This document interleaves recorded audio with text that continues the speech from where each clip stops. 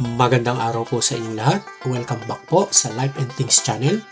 Usap-usapan ngayon ang pahayag ni Ombudsman Remulla na malumpahan na rin daw ang korupsyon sa Hidukadura or Hudikatura. Ayon sa ulat ng GMA Network, pero tanong ng marami, totoo ba ito o isa lang bang mapanganib na pahayag? Pag-usapan po natin. Ayon sa Ombudsman, hindi lang sa ehekutibo at lehislatura may korupsyon, pati din daw sa hudikatura ay severe na rin. Binanggit niya ang mga high-profile cases tulad ng PDAF at fertilizer fund scam, kung saan may mga akusadong naabsuelto rin. Pero mahalagang linawin, ang absuelto ay hindi otomatikong ebidensya ng korupsyon. Sa batas, kung kulang ang ebidensya, obligasyon ng korte na mag-absuelto, kahit gaano pa ito kabigat ang akusasyon. Ito rin ang sagot ng Integrated Bar of the Philippines. Ayon sa kanila, hindi lahat ng desisyon ng korte ay produkto ng suhulan. Marami pa ring hukom ang tapat at sumusunod sa batas. Ang problema, kapag ang isang mataas na opisyal ay nagsabing malubha ang korupsyon nang walang malinaw na ebidensya o pangalan, delikado ito. Pwede na itong sirain ang tiwala ng publiko sa hustisya. So ang reaksyon at opinion po natin dito, oo, may korupsyon. Hindi natin pwedeng itanggihan, pero dapat malinaw na may ebidensya at may tamang proseso. Hindi pwedeng husgahan lang ang buong hudikatura dahil lang sa ilang kontrobersyal na kaso. Ang laban sa korupsyon ay dapat matapang pero makatarungan, malinaw pero responsable. Dahil kapag nawala ang tiwala ng tao sa korte, mas delikado kaysa sa mismong korupsyon. Ito po, panoorin po natin si The General's Viewpoint. Shout out po sa inyo, sir. Ito po, panoorin po natin. Magandang araw mga kaibigan. Bigyan natin ng opinion, reaction itong article published sa gmanetwork.com. Title, Corruption in Judiciary Also Severe. Ombudsman Remulla. Sa interview ng DZRH kay Ombudsman Remulla kahapon, lantarang inihayag ng Ombudsman grabing korupsyon sa judiciary. Basahin natin ha. Ombudsman Boying Remulla on Saturday said that aside from the executive and the legislative branch, corruption also exists at malala, severe sa judiciary. Yan ang kanyang pahayag. Okay, Remulla made the remark while recalling the fertilizer fund scam, where former Department of Agriculture Undersecretary Jocelyn Volante was cleared by the Sandigan Bayan of plunder charges in connection with the 723 million fertilizer fund scam. Ito ang sabi niya, yung Sandigan Bayan ang galing din mag-akwit. Lahat ng dahilan para mag-akwit, meron ang Sandigan Bayan. Yon ang payag niya sa DZRH interview. He said there are lawyers lobbying cases within the judiciary. May mga abogado na gumagapang. Kaya nga, yung corruption sa atin, huwag niyong sabihin nasa executive lang yan o legislative. Matindi ho yung judiciary. Matindi ho yan. Panoorin nyo lahat ng judges.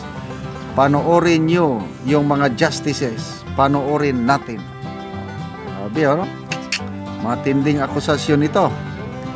Remulla also brought up Priority Development Assistance Fund cases where several accused were acquitted.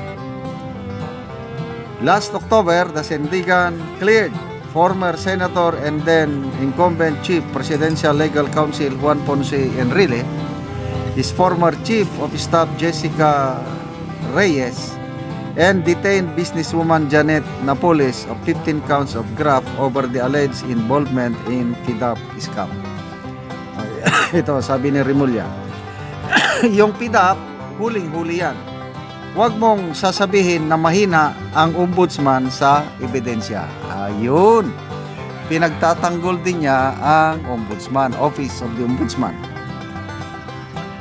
Okay, ito. Kinontra siya ngayon ng Integrated Bar of the Philippines. Salamat naman at mayroong kumontra. The Integrated Bar of the Philippines said that steps are already being taken to address such concerns. Sabi ng IBP National President Attorney Alan Panulong, we do agree that corruption also exists in the judiciary. That's why Supreme Court has institutionalized in order to institutionalize the Office of the Judiciary Integrity Board in order to curb that practice, sabi ni IBP President Panulong. Kaya lang, Panulong disagrees with Remulla that corruption is severe within the judiciary. Hindi siya sangayon. Kasi malala, sabi ng ombudsman eh. Ito naman, IBP President, hindi. Meron lang, mangilan-ilan. Oh. As to whether it is rampant or not, my observation is that it is not. There are more ethical judges than those alleged corrupt ones. In the case of the Sandigan Bayan, I haven't heard of any case where a justice was involved in the alleged corruption. Their decisions are based on appreciation of the facts of the case and the laws applicable. The decision largely depends on the evidence adduced by the prosecution, so it is not fair. Oh, yan, dinipinsanahan niya na niyang Sandigan Bayan.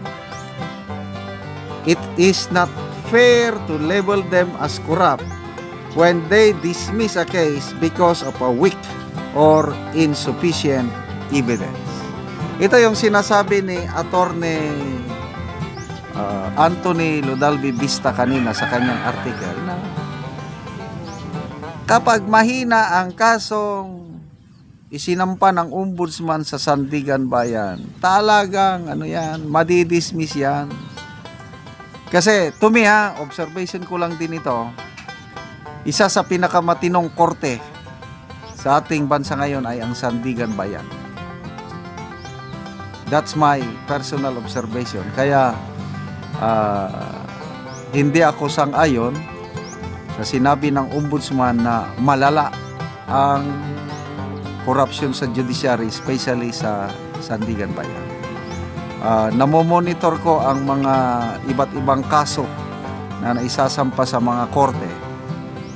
To me, totoo na may mangilan-ilan judges na corrupt. Kailang nabibilang mo lang sa kamay. Mas marami ang mga judges na matitino. Kaya, anyway, opinion o observation lang yon ni Ombudsman Remulla na malala ang korupsyon sa judiciary.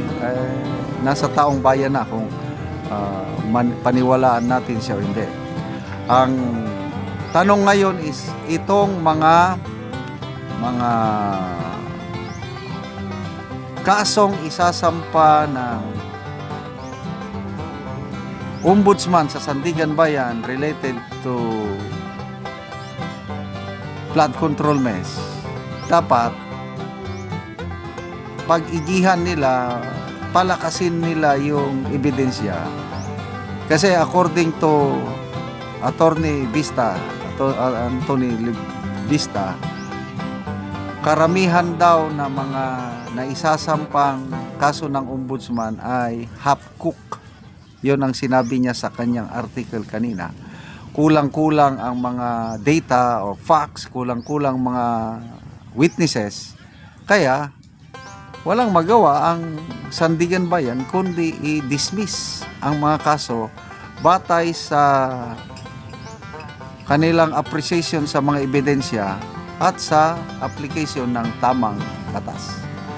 Salamat mga kaibigan sa inyong pagsubaybay sa ating channel. Nakakatulong kayo ng malaki sa Tribong Talandig ng Bukidnon dahil ang income natin sa channel na ito is pantulong sa tribo. Namimigay tayo ng mga libreng yero at pako para makapagpatayo sila ng mas maayos na. Ikaw, ano sa tingin mo? May malubhang korupsyon ba talaga sa judikatura? O nadadala lang tayo ng galit at emosyon? Hanggang dito na lang ang ating video sa araw na ito. Kung nagustuhan mo ang video na ito, paki-like at subscribe naman dyan. Maraming salamat sa inyong pagsubaybay. Hanggang sa muli.